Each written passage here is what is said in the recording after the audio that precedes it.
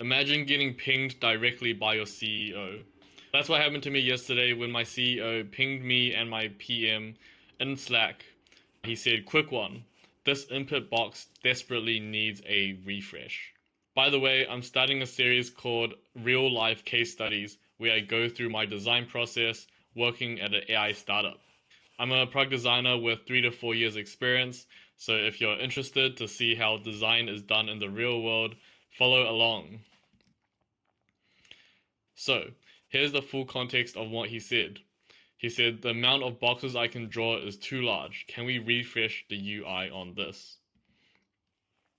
And here's what I immediately replied with. Yep, it's on the roadmap. My current priorities are evals and marketplace payment plus hero/homepage designs. Maybe I can find an hour or two to timebox and hack away at this for a bit. So you can see here, initially, I was actually a bit reluctant to work on this as it was outside of my already assigned projects, and I had a really busy week ahead with 2 projects on my plate. But at the same time, this is a direct request from the CEO. In cases like these, you have 2 options.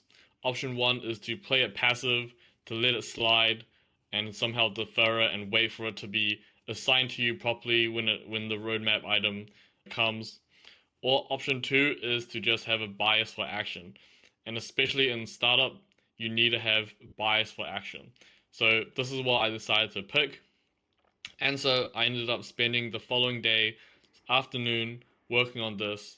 I spent the afternoon working on this as this project was more like a low cognitive activity. So I can just do this when I don't have to think as hard. So let's walk through the problem on redesigning tool inputs.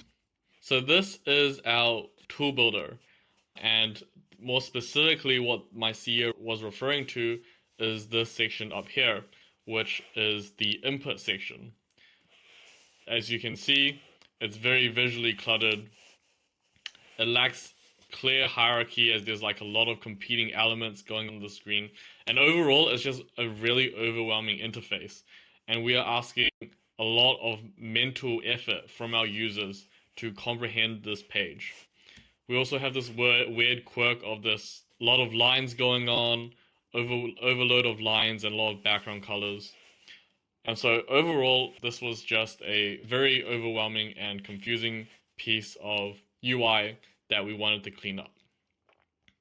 So how did I approach this? The first thing to keep in mind is this will just be a purely UI refinement. So this is focusing on alignment, spacing, hierarchy. You can think of this as paying off design debt, especially if things have been left undesigned.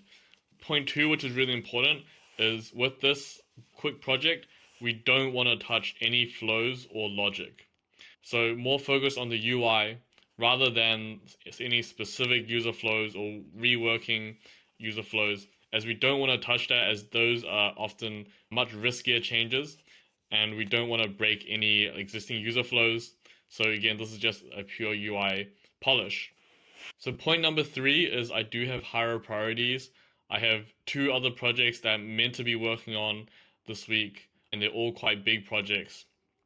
And so there's really no time here for any lengthy research process. I put no usability testing either, but to be honest, maybe some quick usability testing would have been a good idea. But the idea is no lengthy usability study, no time for that. Especially in a startup, you have to move fast. And because of my other projects I had on this week, I can't afford to spend a lot of time on this, especially with a work that is just UI polish. So my suggestion here is to just go off best design practice principles and just copy existing designs, go on Mobbin, go on Dribble, and just play around in Figma. So this was the before design. Again, a very overloaded, overcrowded page. And here is the where I ended up after a bit of iteration. So you can notice it's more clean, there's less use of lines. I de-emphasized a lot of other elements to make the nodes themselves stand out a bit more. And overall, I tried to just make it a lot more visually balanced. I played around with some other ideas too, such as reimagining how the header might look, but again, these were out of scope and more just me exploring ideas that we can do in the future. Very important thing I want to point out here is that there are more user problems we have on this feature. But the important part is that we are not worrying about that for now at this stage, and we're just sticking to a purely visual redesign, as that's the initial brief and the initial need. And so anything outside of that would require more research, and I would definitely not be within scope. So let me go in a bit more detail into exactly the before and after and what I did. So here you can see I've played around with a different tool header style. I reduced the size of the nodes, so I've changed the width down to 740 pixels. I've nested all the input buttons, so this is how you add another input to under one button up here, which says add new input. So my CEO was actually quite worried about this change, as he was worried that new users will come here and not know what kind of inputs you can add. And my response to that is that we actually just need to design a really good empty state. So in these screenshots you see, there's already an existing input node on the page. But when there are no input nodes, we can have a really nice empty state that shows all the input options and hopefully can be a more educational piece to tell users what kind of inputs there are and what inputs even do and what it even is. So after that, he was okay with us nesting all of these buttons here into just one button, which made it a lot more clean.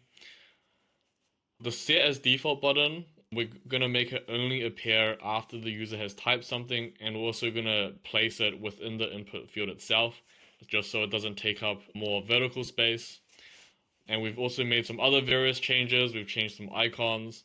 We removed a lot of the gray bounding box from this test input, and overall just fixing up all of the spacing and making the lines more simplified. So in the end, we had a 1-day turnover where the CEO messaged me about it yesterday. And today I decided to get it done. So total design time was 4 hours. This involved some really quick research, seeing what was out there, seeing if any existing designs were there. Most of the time was spent on rapid iteration on Figma. Then I was sharing with my PM for some ideas. And lastly, I shoulder tapped on the CEO, asked if he had 5 minutes, and quickly showed him what we had. And overall, he was pretty happy with it and gave us the thumbs up. And the thing you always want to do is when you get tagged in a thread like this, close the loop. So I wrote here, closing the loop on this thread. I've attached the final designs below after some scope adjustments, and I wrote down the action points. And you can see the other co-founder replied and said, really like what you've done here, mate. Great iteration and looks good. Cool. If you want to see more of this real life case studies, follow along, give me a subscribe. This was a really quick 4-hour project, but I will share projects that span over days. If you guys want, just let me know what you guys want to see.